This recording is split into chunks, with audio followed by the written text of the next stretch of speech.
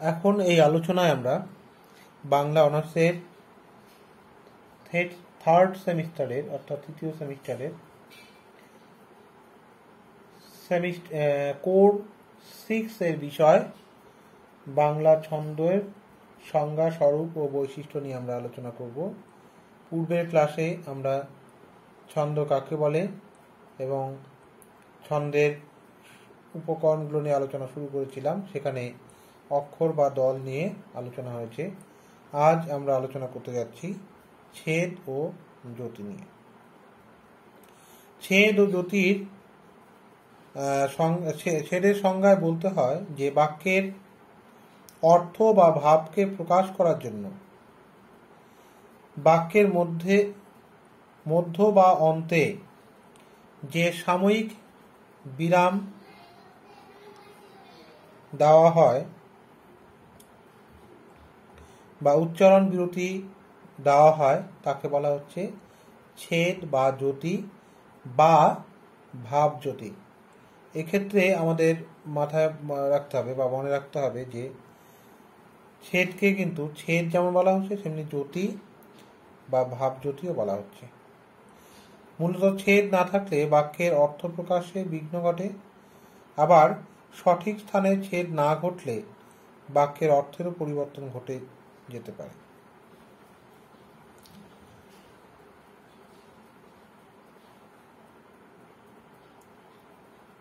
যেমন তুমি কলেজে এসো, না এলে দুঃখিত হব। এটিকে যদি আমরা ভিন্নভাবে বলি তাহলে বলতে হবে তুমি কলেজে এসো না, এলে দুঃখিত হব। অর্থাৎ ছেদ যদি আমরা সঠিক স্থানে না বসাই তাহলে বাক্যের অর্থই কিন্তু পাল্টে যাচ্ছে বা পাল্টে যেতে পারে। জ্যোতির সংজ্ঞায় বলতে হয় যে ছন্দশাস্ত্র অনুযায়ী পদ্যে ছন্দ তরঙ্গ সৃষ্টির জন্য একটি সুনির্দিষ্ট ব্যবধানে ধ্বনি প্রবাহে যে উচ্চারণ বিরতি ঘটে তাকে জ্যোতি বা ছন্দ জ্যোতি বলা হয়। অর্থাৎ কোনো দীর্ঘ কবিতা একটানা পাঠ করা আমাদের পক্ষে কিন্তু একেবারে অসম্ভব।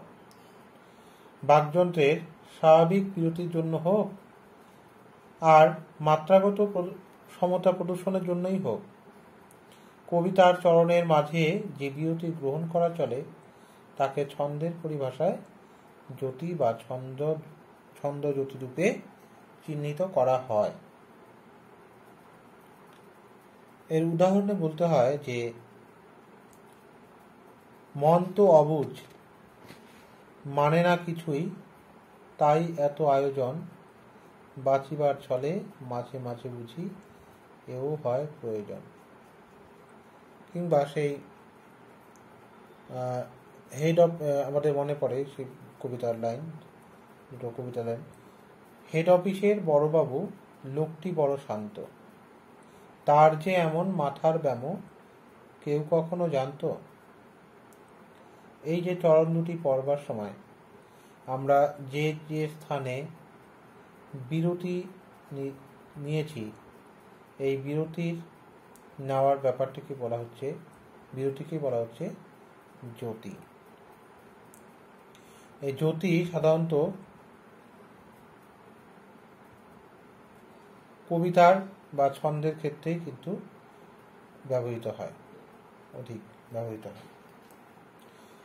এবারে এই ছেদ আমাদের মনে হতে পারে যে ছেদ বা জ্যোতির কাজ বুঝি একই, কিংবা ছেদ এবং জ্যোতি বিষয়টি একই, কিন্তু তেমনটি নয়। ছেদ ও জ্যোতির মধ্যে যথেষ্ট পার্থক্য বর্তমান। মানে এই পার্থক্যগুলো কি সেই বিষয়ে যদি আলোচনা করতে তাহলে বলতে হয় যে ছেদ ব্যবহৃত হয় গদ্যের ক্ষেত্রে এবং জ্যোতি ব্যবহৃত হয় পদ্যের ক্ষেত্রে বা কবিতার ক্ষেত্রে। ছেদ বা ছেদের কাল ব্যবধান থাকে না, কিন্তু জ্যোতির নির্দিষ্ট সময়ান্তর বা নির্দিষ্ট কালের ব্যবধানেই যতি পড়ে। কারণ হচ্ছে যতি হচ্ছে একটি কবিতার চরণের পর্ব নির্ধারণ করে।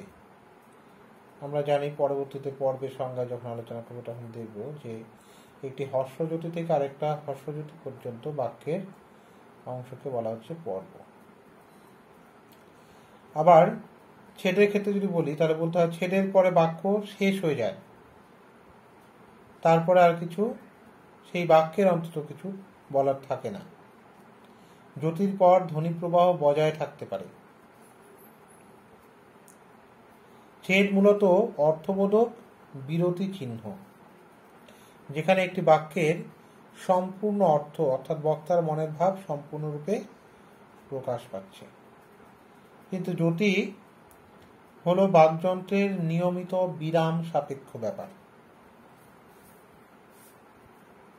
কথা বলার সময় বাকযন্ত্র একটা নির্দিষ্ট বিরামের সময়ান্তর বিরতি চায়, বিরামের প্রয়োজন হয় এবং সেই বিরামের কাজটি করে কিন্তু যতি। ছেদের ফলে বাক্যের সমাপ্তি ঘোষিত হয়, অর্থাৎ বাক্যটি সম্পূর্ণ হয়ে যায়, শেষ হয়ে যায়, কিন্তু যতির পরেও বাক্য চলতে থাকে।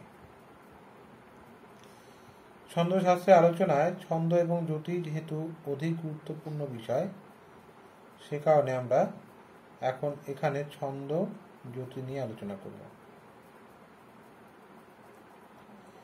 যতি যেমন রয়েছে দলযতি, হর্ষযতি, মধ্যযতি এবং পূর্ণযতি। অর্থাৎ যতি 4 প্রকারের। দলযতি কাকে বলে তার উত্তরে বলতে হয় দল সূচক যতি, অর্থাৎ দল বা অক্ষরকে পরিপুষ্ট করার জন্য যে যতি ব্যবহৃত হয়ে থাকে তাকে দল যতি বলে। এক কথা একটি শব্দ গঠিত হতে কতগুলো দলের সমন্বয় ঘটেছে তা নির্ণয়ের জন্য দলগুলি যেভাবে উচ্চারিত হয়, যেমন অপরাজিতা শব্দটি গড়ে উঠেছে অপরাজিতা এই 5টি দলের সমন্বয়ে, কিংবা অমানিসা শব্দটিতে আছে অমানিসা এই 4টি দল। অর্থাৎ এই শব্দ দুটি উচ্চারণ করতে গিয়ে দল বিভাজনের জন্য যে বিরতি ঘটেছে সেটি হচ্ছে দলযতি। একে আবার উপযতিও বলা হয়। হর্ষযতি কি? যা বাক্যের উচ্চারণকালে শ্বাস গ্রহণের জন্য যে অল্পক্ষণ বিরতির প্রয়োজন হয় তাকে বলা হচ্ছে হর্ষযতি বা লঘুযতি। যেমন দিদি আসুন ময়দা ঠাসুন আজকে রবিবার, মোহন ভোগের সঙ্গে লুচি জমবে চমৎকার। এখানে লক্ষণীয় যে প্রথম চরণের দিদি আসুন আসুনের পরে, ময়দা ঠাসুন ঠাসুনের পরে, এবং দ্বিতীয় চরণে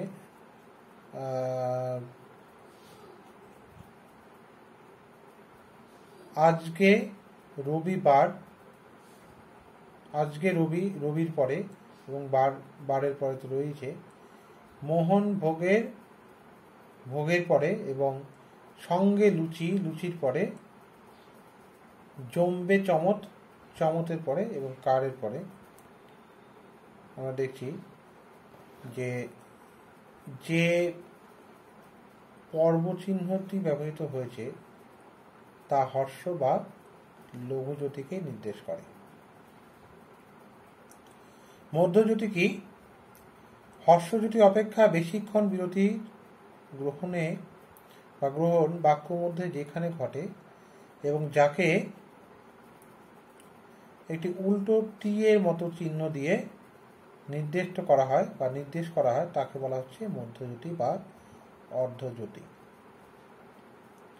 যেমন শিউলি কাশের পুষ্পেতে শোভিত, তারপরে এই চিহ্নটি মধ্যযতি চিহ্ন পড়ছে শরতের আঙিনায়, দিক দিগন্তে ভরিয়া গিয়াছে আগমনী মহিমায়। দুটি চরণের মধ্যে মাঝখানে